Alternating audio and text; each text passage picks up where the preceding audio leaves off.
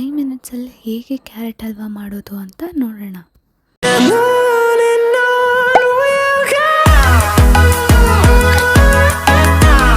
Welcome back to my YouTube channel. ಇವತ್ತು ಮೊದಲಿಗೆ carrot halwa ಮಾಡೋಕ್ಕೆ ಏನೇನು ಇಂಗ್ರೀಡಿಯೆಂಟ್ಸ್ ಬೇಕು ಅಂತ ನೋಡೋಣ. 3-4 ಕ್ಯಾರೆಟ್ನ ನಾನು ತುರ್ಕೊಂಡಿದ್ದೀನಿ. ನಿಮಗೆ ಕ್ವಾಂಟಿಟಿ ಜಾಸ್ತಿ ಪ್ರಮಾಣದಲ್ಲಿ ಬೇಕು ಅಂದರೆ ಜಾಸ್ತಿ ಕ್ಯಾರೆಟ್ನ ತೊಗೊಬೋದು. ನಾನಿಲ್ಲಿ 6 ಸ್ಪೂನ್ ಆಗುವಷ್ಟು ಸಕ್ಕರೆ ತೊಗೊಂಡಿದ್ದೀನಿ.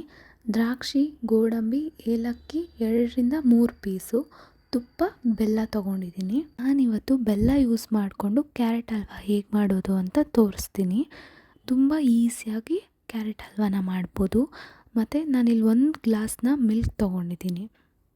ಬನ್ನಿ ಹೇಗೆ ಮಾಡೋದು ಅಂತ ತೋರಿಸ್ತೀನಿ. ಈಗ ಒಂದು ಬಾಣಲಿಗೆ ನಾವು 4-5 ಸ್ಪೂನ್ ತುಪ್ಪನ ಹಾಕಬೇಕು. ಅದು ಬಿಸಿ ಆದಮೇಲೆ ನಾವು ತುರ್ಕೊಂಡಿರೋ ಕ್ಯಾರೆಟ್ನ ಹಾಕಿ ಚೆನ್ನಾಗಿ ತುಪ್ಪ ಜೊತೆಗೆ 2 ನಿಮಿಷ ಮಿಕ್ಸ್ ಮಾಡಬೇಕು. ತುಪ್ಪ ಫ್ಲೇವರು ಕ್ಯಾರೆಟ್ಗೆ ಮಿಕ್ಸ್ ಆಗೋವರೆಗೂ ಚೆನ್ನಾಗಿ ಫ್ರೈ ಮಾಡ್ತಾ ಇರಬೇಕು. ಅದಾದಮೇಲೆ 1 ಕಪ್ ಬೆಲ್ಲ ನಾನು ತೊಗೊಂಡಿರೋ ಅಷ್ಟು ಹಾಕಿ ಅದನ್ನು ಕರ್ಗೋವರೆಗೂ ಮಿಕ್ಸ್ ಮಾಡಬೇಕು. ಲೋ ಫ್ಲೇಮಲ್ಲಿ ಹಾಕಿ, ಇಲ್ಲಾಂದರೆ ತಳ ಇಟ್ಕೊಳ್ಳೋ ಚಾನ್ಸ್ ಇರುತ್ತೆ.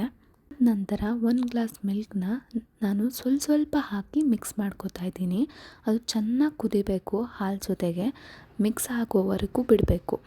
ಚೆನ್ನಾಗಿ ಕುದ್ಮೇಲೆ ದ್ರಾಕ್ಷಿ, ಗೋಡಂಬಿ, ಆಮೇಲೆ ಫ್ಲೇವರ್ಗೆ ಏಲಕ್ಕಿನ ಪೌಡ್ರ್ ಮಾಡಿ ಹಾಕಬೇಕು. ಇಲ್ಲಾಂದರೆ ಅದು ಬಾಯಿಗೆ ಸಿಗ್ತಾಯಿದ್ರೆ ಅದು ಫ್ಲೇವರ್ ಚೆನ್ನಾಗಿರಲ್ಲ. ಸೊ ಹಾಗಾಗಿ ಈಗ ಹಾಲು ಫುಲ್ ಕ್ಯಾರೆಟ್ಗೆ ಮಿಕ್ಸ್ ಆದಮೇಲೆ ಈಗ ದ್ರಾಕ್ಷಿ, ಗೋಡಂಬಿ, ಏಲಕ್ಕಿ ಪೌಡರ್ನ ಹಾಕಿರ್ತೀವಲ್ವ, ಅದು ಎಲ್ಲ ಫ್ಲೇವರ್ಸ್ ಜೊತೆಗೂ ಮಿಕ್ಸ್ ಆಗೋವರೆಗೂ ಒಂದು 5 ನಿಮಿಷ ಕುದಿಯೋಕ್ಕೆ ಬಿಡಬೇಕು ಹೈ ಫ್ಲೇಮಲ್ಲಿ. ಅದಾದಮೇಲೆ ಒಳ್ಳೆ ಟೆಕ್ಸ್ಚರ್, ಅಂದರೆ ಎಲ್ಲ ಹಾಲನ್ನ ಅದು ಅಬ್ಸರ್ವ್ ಮಾಡಿದ್ಮೇಲೆ ಒಳ್ಳೆ ಟೆಕ್ಸ್ಚರಲ್ಲಿ ಬರುತ್ತೆ. ಎಲ್ಲನೂ ಮಿಕ್ಸ್ ಆಗಿ ಒಂದೊಳ್ಳೆ ಟೆಕ್ಸ್ಚರ್ ಬಂದಮೇಲೆ 5 ಮಿನಿಟ್ಸ್ ಬಿಟ್ಟಿರ್ತೀರಲ್ಲ, ಅದಾಗಿದ ತಕ್ಷಣ ಗ್ಯಾಸ್ ಆಫ್ ಮಾಡಬೇಕಾಗುತ್ತೆ. ಅದಾದಮೇಲೆ ನೀವು ಪ್ಲೇಟ್ಗೆ ಸರ್ವ್ ಮಾಡ್ಕೊಬೋದು. ಅದನ್ನು ನೀವು ನಿಮ್ಮ ಇಷ್ಟ ಆಗಿರೋ ಥರ ಡೆಕೋರೇಟ್ ಮಾಡಿ ಅದನ್ನು ಫ್ಯಾಮಿಲಿ ಅಥವಾ ಫ್ರೆಂಡ್ಸ್ಗೆ ಸರ್ವ್ ಮಾಡ್ಬೋದು.